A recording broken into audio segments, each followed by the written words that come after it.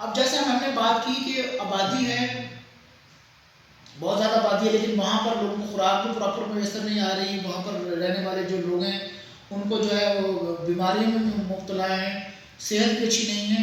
اگر اچھی صحت ہوگی، اچھی خوراک ہو آپ لے رہے ہوں گے، آپ کی استعداد کار میں اضافہ ہوگا، آپ زیادہ طور پر کام کر سکتے ہیں۔ ایک بیمار شخص جو ہے وہ اس کی استعداد کار کم ہوتی ہے، وہ کم جو ہے وہ پیداوار بڑھانے کا ذریعہ میں اپنا کنٹریبیوشن ڈال سکتا ہے، اور ایک صحت مند بندہ زیادہ مؤثر ہوتا ہے، اس کی استعداد کار بھی زیادہ ہوتی ہے۔ تو کیا ہے کہ صحت اور خوراک کا ہونا بھی بہت ضروری ہے۔ اس کے بعد نیکسٹ ہے جی سیاسی عوامل۔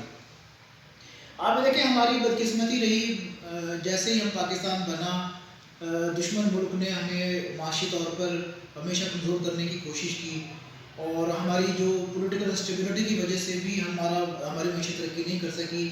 ابتدا میں اگر دیکھیں تو جن ایریاز کے اندر عرصوں میں پولیٹیکل اسٹیبلٹی رہی، اس وقت معاشی طور پر جو ہے مستحکم رہے، ہمارے منصوبے بھی کامیاب رہے۔ 1955 کا منصوبہ پہلا ناکام رہا، لیکن دوسرا منصوبہ ہمارا جو ہے وہ کامیاب رہا۔ پھر اس کے بعد جو ہے 1977 کے بعد مارشاء اللہ کا آغاز ہو گیا، پھر کوئی حکومتیں پوری اپنی مدت نہیں کر سکیں، جس کی وجہ سے جو منصوبے 5 سال کے تھے وہ درمیان میں رہ گئے، جن سے فائدہ ہونا تھا وہ فائدہ نہیں ہو سکا۔ اور سیاسی انسٹیبلٹی کا ایک نقصان یہ ہوتا ہے کہ جو فورن انویسٹمنٹ ہوتی ہے وہ بھی رک جاتی ہے، لوگ بلیو نہیں کرتے، ٹرسٹ نہیں کرتے، اپنا پیسہ لے کر نہیں آتے اس ملک کے اندر۔ لیکن الحمدللہ اب جو ہے ملک کے اندر جو ہے وہ معاشی طور پر، سیاسی طور پر استحکام نظر آ رہا ہے، اور اسی وجہ سے آپ دیکھیں کہ انویسٹمنٹس بھی بڑھ رہی ہے، مختلف معاشی منصوبے بھی جو ہے لانچ ہو رہے ہیں، اور وہ جو ہے تیزی سے مکمل بھی ہو رہے ہیں۔ تو سیاسی جو ہے نا عوامل وہ بھی بڑا اہم کردار ادا کرتے ہیں۔ اور لاسٹ ہے معاشرتی عوامل۔ معاشرتی عوامل سے مراد کیا ہے کہ مثال کے طور پہ جیسے میں نے آپ کو مثال دی کہ کسی ملک کے اندر اگر آبادی میں اضافہ ہو رہا ہے تو وہاں پر جو آبادی کو کنٹرول کرنے کے منصوبے جو ہے وہ لانے چاہیے۔ وہاں پر ہو سکتا ہے کچھ چیزیں ایسی ہوں جو اس کے اندر رکاوٹ بنے، لیکن ظاہری طور پر یہ کہا جاتا ہے کہ اگر آبادی پر کنٹرول کر لیا جائے تو فی کس آمدنی میں بھی اضافہ ممکن ہو جاتا ہے۔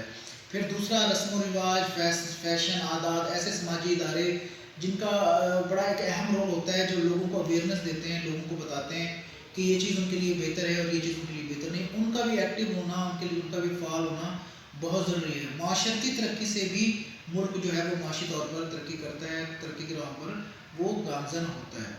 تو آج کے لیکچر میں ہم نے دیکھا کہ کون سے عوامل ہیں جو معاشی ترقی پر اثر انداز ہوتے ہیں۔ انشاءاللہ کل نئے لیکچر کے ساتھ پھر حاضر ہوں گے، تب تک اپنا خیال رکھیے گا۔